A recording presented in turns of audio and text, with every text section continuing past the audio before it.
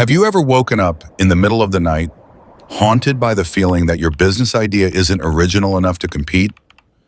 We live in a crowded world, a world where our greatest fear is being stepped on, watched, and crushed by corporate giants before our business even gets a chance to breathe. But imagine if the key to controlling the daily lives of 1.4 billion people actually started from an act of brutal copying executed from within the shadows. Let's dissect how Tencent built its empire. Picture an awkward, introverted young man. He'd much rather stare at lines of code on a monitor for hours than make small talk with a stranger. His name is Pony Ma. He despises the spotlight, but his brain is a dangerous hacking machine. We often think that a great empire must be born from a pure, entirely groundbreaking idea, but not with this young man. The year was 1998. Along with 3 of his friends, Pony Ma took a step that many considered taboo, shamelessly cloning OICQ, a Western-made chat platform. They named it OICQ. No pride, no ethical hesitation. They just wanted to survive. However, reality was about to slap them hard. Imagine their workspace at the time. Not a skyscraper with central air conditioning, but a cramped, stuffy room above a pirated electronics shop. The neighborhood was sketchy, noisy, and most ironically, from their office ceiling, a disco ball still hung, left behind by the previous tenant. That was where they sweated it out. Have you ever felt like your business was booming, but your savings were dying? That's exactly what Pony Ma went through. Their user base was skyrocketing, but not a single penny was coming in. Server costs soared, eating away at their pockets every single day. To save this dying company, the founders had to take on side jobs, prostituting their skills for pennies just to keep the servers running.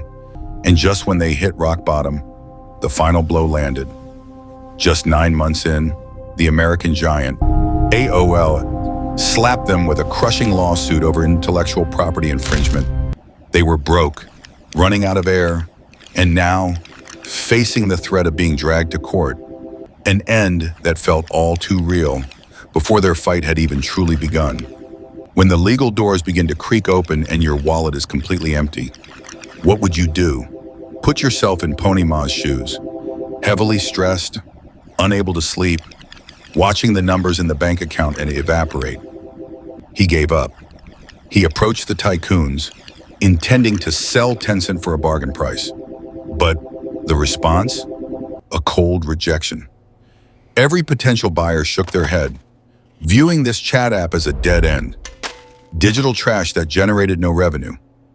Have you ever been at a point where honesty is the only weapon you have left? When facing IDG Capital, Pony Ma laid all his cards on the table. No sugar-coated presentations. In front of the investors, he dropped a brutally honest line. If we don't get funded, we die.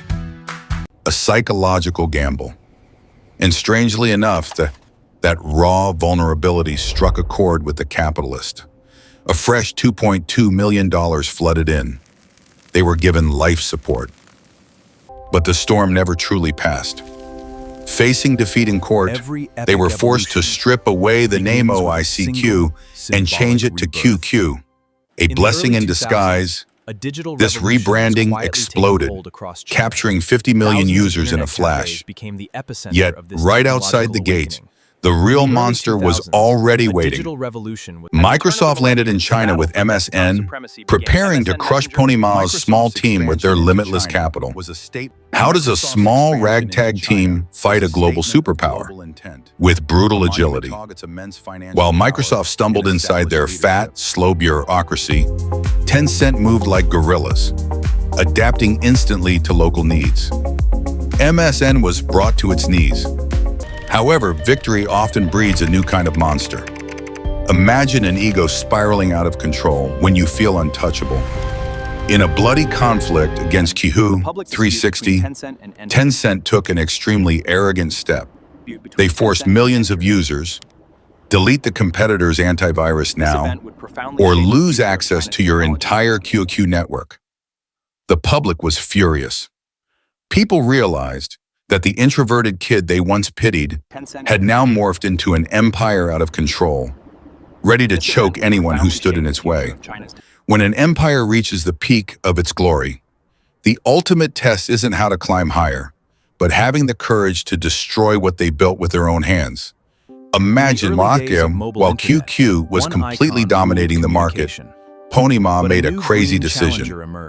He gave birth to WeChat, a brand new platform designed specifically to crush and cannibalize his old product. He knew all too well, if he didn't kill his old self, someone else would do it for him. Look at how shrewdly they moved. Capitalizing on the ancient tradition of red envelopes, Hongbao, they digitalized culture, turning a gift-giving custom into digital transactions until WeChat Pay was flowing through every vein of the Chinese economy. Tencent leaped even further, transforming into a kingmaker. They placed their money on the world's biggest tables, buying stakes in epic games, Tesla, all the way to Reddit, from a hated copycat to the shield of giants. But let us reflect. What price must be paid for this total convenience? Behind the comfort we enjoy, there is a dark room we must enter. To keep its business breathing, Tencent had to hand over its most valuable key, the private data of billions of users, to the government. An app originally built to bring people closer, slowly mutated into a cold mass surveillance machine. And power always demands more. When their grip was deemed too tight, the hammer of regulation came crashing down. Their market value evaporated by $500 billion in an instant due to strict crackdowns from authorities. A silent message that above the sky, there is always a more absolute sky. Let's sit back for a moment and reflect on this journey. What is the true lesson for our lives? First, stop being obsessed with the idea that you have to be the first or the most original. A great idea without adaptive execution is nothing but a pipe dream.